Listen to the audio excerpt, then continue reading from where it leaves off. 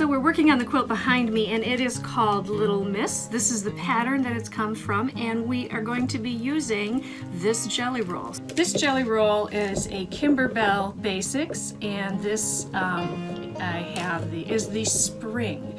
Now I have a bunch of these, but there is a limited number, so if you go to my website, check that out, and you can pick yourself up one of these to make this exact quilt.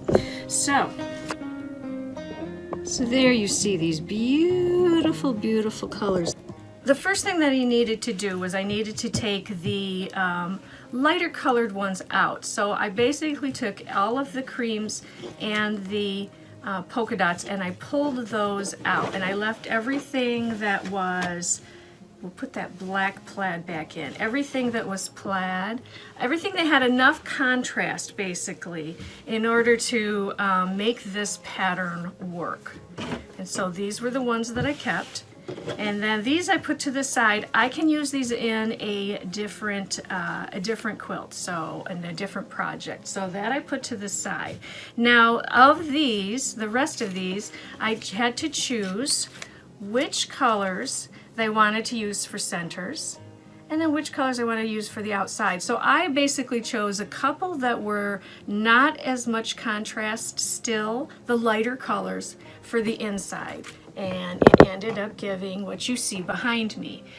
So I used one of the plaids, a couple of the plaids, and a couple of the lighter yellows for the inside, so that I could keep that nice contrast, so that that the white background area would really pop. And so we're going to start sewing on the block. So the first thing I did is I started sewing the strips together in order to make my center 4 patches.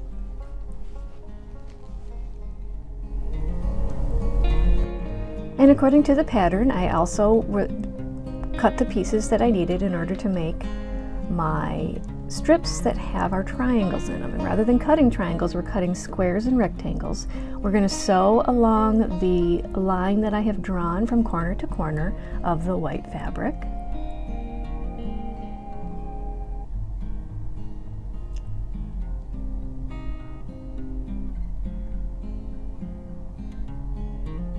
And so now we're going to then trim those corners off according to the pattern, and that's going to create our triangles. The pattern has very good instructions. I'm not showing you all of the steps, but if you follow the pattern, this is definitely a pattern that's good for beginners or for someone who wants to make a fast and easy quilt.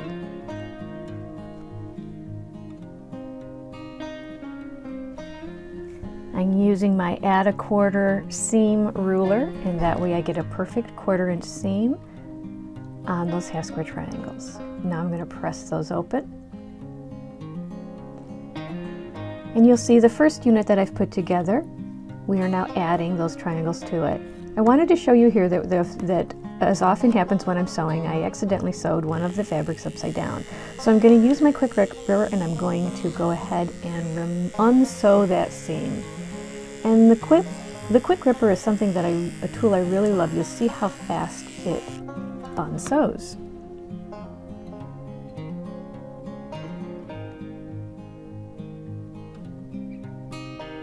So I'm ready to put my units together, 2 on the side. These are the units that have half square triangles according to my pattern. I'm going to sew these seams together.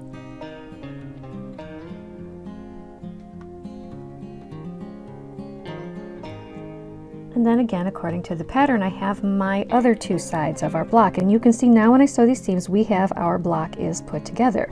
You're going to make the number of blocks you need for your size quilt. Next, I started sewing the blocks together in the rows.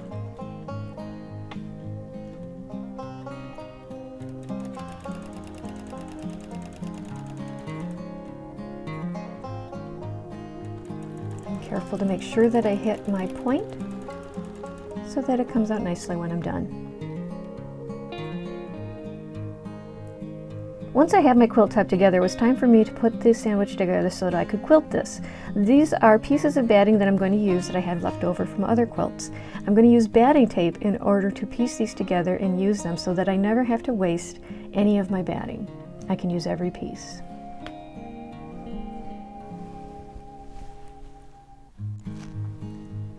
Now that I have my batting pieced, I'm ready to put my 3 layers together before quilting. On my table I have laid my backing fabric face right side down. I have my batting in the middle. You can see that it's been pieced, and now I'm laying my top on the very top right side up.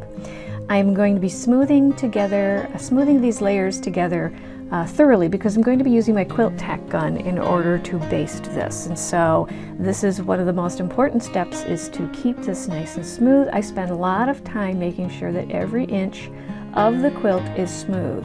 I go over and over until it feels like everything is laying correctly.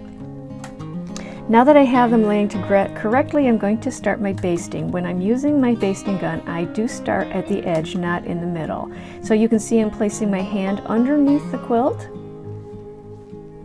smoothing as I go. I place my hand underneath the quilt, hold the QuiltTak gun next to my hand, and I will place the tacks by just pulling the trigger. Again, I smooth as I go. It gives me lots of opportunities to make sure these layers are together. It's a slow process, but not as slow as pinning. And I like it because I can keep good control on how these layers are working together, making sure they are nice and flat. When my hand is underneath, I can feel to make sure the bottom is smooth, and I very gently put the tacks in place. I like to keep my tacks about 1 hand width apart so that there's never a space bigger than my hand in between the tacks. Now you see that I've done 1 row and I have folded over. I'm going to continue with the next section.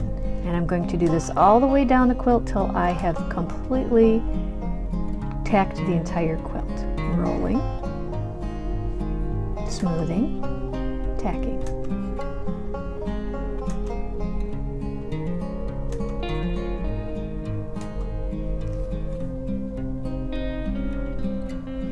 Now with this quilt, because I used 2 jelly rolls and I didn't need all of them, I had some blocks left over, and so I simply took my blocks and I made this. Now I also want to show you, so I just simply put the blocks together, put some a border on, and it was done. Now I want to show you too, I finished the quilt and this with big stitch quilting. I'm going to show you real close.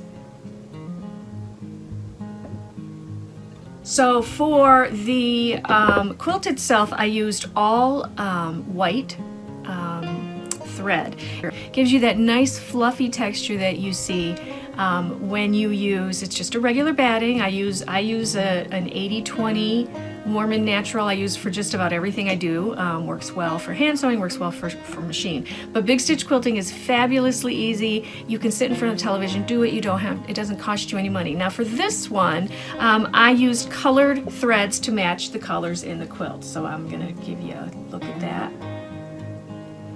And I really like the contrasting, so frankly, if I were to do it again, I would go with the contrasting. Now for this particular, I went much closer with my lines. I love the straight lines because you get just such a nice texture again with that. Now I can show you on the back, I used this is more of that backing. It's a fabric that has, actually it's not pieced, but it looks like it is. But you can see the stitching looks great on that as well. Isn't that nice? So don't throw out anything. You can always use those orphan blocks and always use those extra pieces for other projects, and in no time I have a table runner that matches my quilt. I might gift them together, keep them together. I might give this to as a gift alone. We'll see. So that is how we put the quilt together and the jelly roll that we used. So if you like this pattern and jelly roll, go on over to the Quilted Turtle, quiltedturtle.com, and pick them up for yourself. And then please subscribe to our newsletter, because that's where you're going to find out about good sales and special deals that we have for those who are on the email list. Thanks for joining me. And be sure to subscribe to our channel. You can do so here by clicking the subscribe button. That way you'll find out about new videos as they become available.